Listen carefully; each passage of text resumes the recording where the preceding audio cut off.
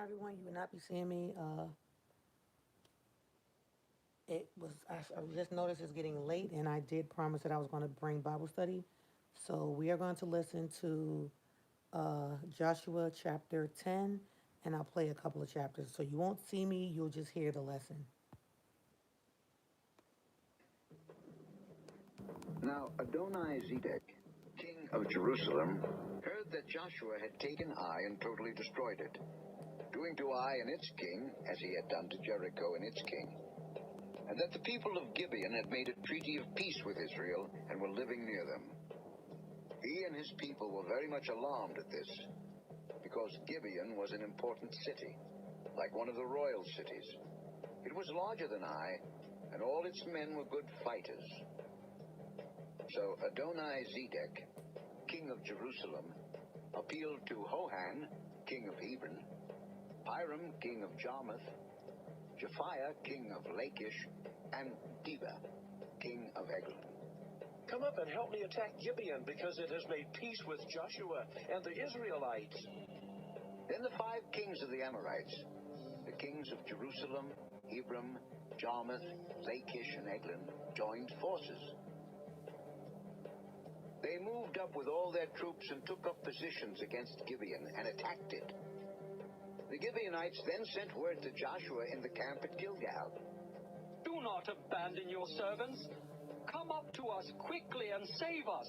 Help us, because all the Amorite kings from the hill country have joined forces against us. So Joshua marched up from Gilgal with his entire army, including all the best fighting men. The Lord said to Joshua, "Do not be afraid of them. I have given them into your hand. Not one of them will be able to withstand you." After an all-night march from Gilgal, Joshua took them by surprise. The Lord threw them into confusion before Israel, who defeated them in a great victory at Gibeon. Israel pursued them along the road going up to Beth-horon and cut them down all the way to Azekah and Makkedah. As they fled before Israel on the road down from Beth-horon to Azekah, the Lord hurled large hailstones down on them from the sky. And more of them died from the hailstones than were killed by the swords of the Israelites. On the day the Lord gave the Amorites over to Israel, Joshua said to the Lord in the presence of Israel, O sun, stand still over Gibeon. O moon, over the valley of Ajalon. So the sun stood still, and the moon stopped, till the nation avenged itself on its enemies, as it is written in the book of Jasher. The sun stopped in the middle of the sky and delayed going down about a full day. There has never been a day like it before or since, a day when the Lord listened to a man. Surely the Lord was fighting for Israel. Then Joshua returned with all Israel to the camp at Gilgal.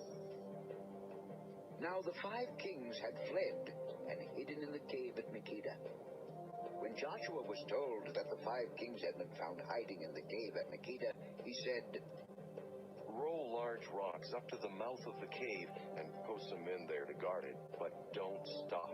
Pursue your enemies, attack them from the rear, and don't let them reach their cities.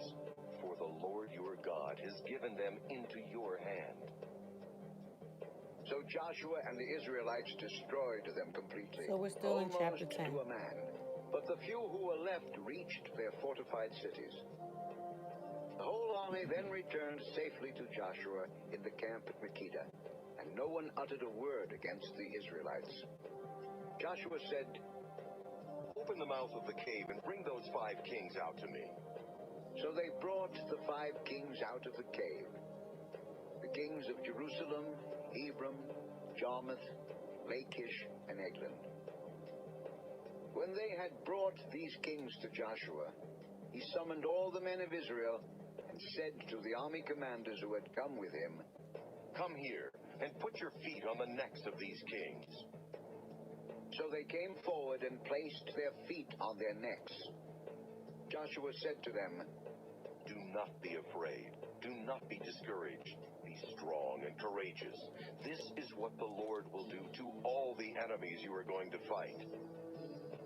Then Joshua struck and killed the kings and hung them on 5 trees, and they were left hanging on the trees until evening.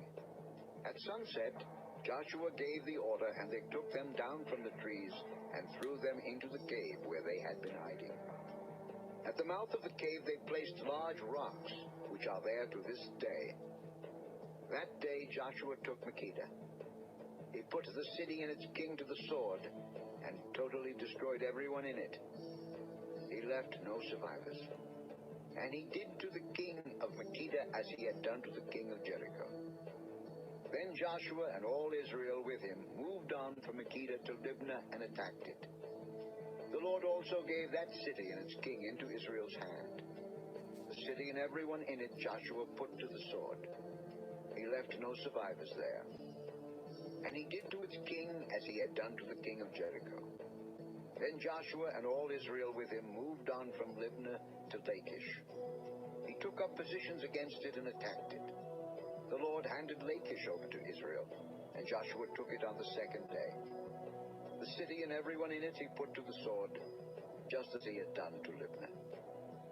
Meanwhile, Horam, king of Gezer, had come up to help Lachish, but Joshua defeated him and his army until no survivors were left. Then Joshua and all Israel with him moved on from Lachish to Eglon. They took up positions against it and attacked it. They captured it that same day and put it to the sword and totally destroyed everyone in it, just as they had done to Lachish. Then Joshua and all Israel with him went up from Eglon to Hebron and attacked it. They took the city and put it to the sword, together with its king, its villages, and everyone in it. They left no survivors. Just as at Eglon, they totally destroyed it and everyone in it. Then Joshua and all Israel with him turned around and attacked Debir. They took the city, its king, and its villages, and put them to the sword. Everyone in it they totally destroyed. They left no survivors. They did to Debir and its king as they had done to Libnah and its king and to Hebron. So Joshua subdued the whole region, including the hill country, the Negev, the western foothills, and the mountain slopes, together with all their kings. He left no survivors. He totally destroyed all who breathed, just as the Lord, the God of Israel, had commanded. Joshua subdued them from Kadesh Barnea to Gaza, and from the whole region of Goshen to Gibeon. All these kings and their lands Joshua conquered in one campaign, because the Lord, the God of Israel, fought for Israel. Then Joshua returned with all Israel to the camp at Gilgal. Okay, so that was Joshua chapter 10. Normally you would see me and you would actually see the word, but it's late. I'm about to go to bed, but I remembered that I hadn't done the lesson for today.